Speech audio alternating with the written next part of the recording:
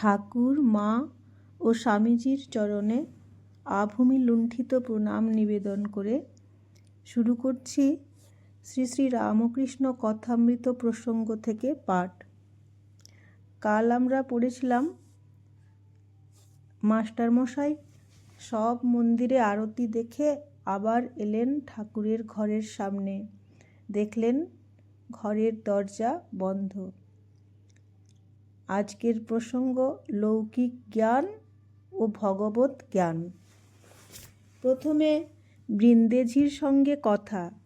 মাস্টারমশাই জিজ্ঞাসা করলেন, আচ্ছা, ইনি কি খুব বইটই পড়েন?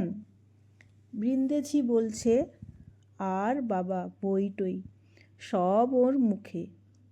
বৃন্দেঝি তার তো পড়াশোনা কিছুই নেই, কিন্তু দেখেছে বড় বড় পণ্ডিতকে ঠাকুরের কাছে আসতে, অনেক সাধুকে সেখানে আসতে দেখেছে, বিশিষ্ট ব্যক্তি বিশিষ্ট সাধকদেরও আসতে দেখেছে, এবং তাদের সঙ্গে ঠাকুরের কথা মন দিয়ে না শুনলেও এমনি শুনেছে, এবং এইটুকু জানে যে ঠাকুরের কথায় সকলেই মুগ্ধ।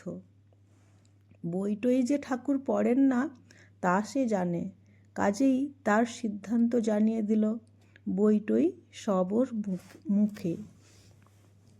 মাস্টারমশাইয়ের কাছে এটা আশ্চর্য বলে মনে হলো, কারণ তার ধারণা ছিল আধ্যাত্মিক জীবনে অভিজ্ঞ হতে হলে গ্রন্থাদি পড়া অপরিহার্য। জ্ঞানের ভাণ্ডার তা না হলে ভরবে কি দিয়ে? সুতরাং ঠাকুর বই পড়েন না শুনে তিনি অবাক হলেন। এই প্রসঙ্গে আমরা পড়ে দেখব, একটি ভক্ত মহিমাচরণ, যিনি ঠাকুরের কাছে যেতেন, বলছেন, অনেক খাটতে হয় তবে ঈশ্বর লাভ হয়, পড়তেই কত হয় অনন্ত শাস্ত্র।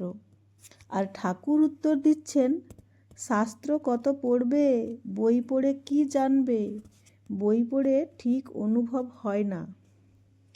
সাধারণ মানুষের মনে হয় যে জ্ঞান লাভ করতে হলে অনেক শাস্ত্র পড়তে হবে, অনেক না পড়লে জ্ঞান হবে কি করে? লৌকিক জ্ঞানই মানুষ কিছু না পড়ে নিজে কতটুকু অর্জন করতে পারে তার ঠিক নেই। আর এ তো লৌকিক জ্ঞান নয়, ভগবত তত্ত্ব সম্বন্ধে জ্ঞান। শাস্ত্রেই তা লেখা আছে, এবং সাধকদের অনুভূতির কথাও গ্রন্থে লেখা আছে। সেসব বই না পড়লে সে জ্ঞান হবে কি করে? সুতরাং ঈশ্বর লাভ করতে হলে অনেক বই পড়তে হয়, এই কথাই সাধারণের মনে হয়, যা মহিমাচরণ বলেছেন, পড়তেই কত হয়। মহিমাচরণের বাড়িতে ঘর ভর্তি বই ছিল। ওই রকম ঘর ভর্তি বই দেখার পর লোকে যদি শোনে যে এত সব বই পড়তে হয়, তাহলে সেখানেই নমস্কার করে চলে যাবে, ভাববে আমাদের জীবনে ঈশ্বর লাভ আর হবে না। বৃন্দেঝির সঙ্গে কথা হওয়ার পর মাস্টার মহাশয় যখন ঠাকুরের ঘরে ঢুকলেন, ঘরে তখন আর কেউ নেই। তিনি ঠাকুরের ভাবটি লক্ষ্য করলেন। কীরকম ভাব? না, ছিপেতে যখন মাছ এসে লাগে, ফাতনা নড়ে, তখন যে ব্যক্তি ছিপ নিয়ে বসে আছে তার যে রকম ভাব হয়, ঠাকুরের ভাব ঠিক সেই রকম। মাস্টারমশাই খুব পর্যবেক্ষণ শক্তি নিয়ে জন্মেছিলেন। অদ্ভুত তাঁর পর্যবেক্ষণ শক্তি। কোনো জায়গায় গেলে প্রত্যেকটি জিনিস খুঁটিয়ে তন্ন তন্ন করে দেখতে পারতেন। ভাষা ভাষা উড়ো উড়ো দেখা তাঁর ছিল না।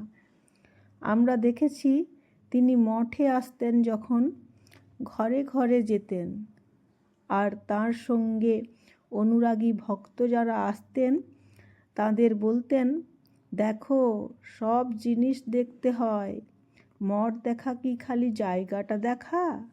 এসে সব দেখবে, সাধুদের সঙ্গে কথা বলবে, তারা কিভাবে থাকেন দেখবে।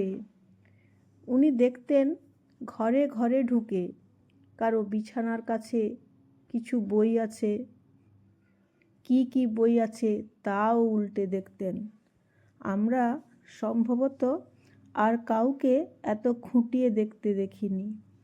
বিশেষ সূক্ষ্ম দৃষ্টি দিয়ে সব দেখা এ তাঁর বরাবরের অভ্যাস ছিল। তাই আমরা কথামৃতের ভিতর যখন বর্ণনা পাই, দেখতে পাই কত খুঁটিয়ে তিনি বর্ণনা করছেন। আজ এতটুকু থাক। নিরঞ্জনম নিত্যমনন্তরূপম ভক্তানুকম্পাধৃতবিগ্রহম বৈ ঈশাবতারম পরমেশমিড্যম তম রামকৃষ্ণম শিরসা নমামি। তম রামকৃষ্ণম শিরসা নমামি।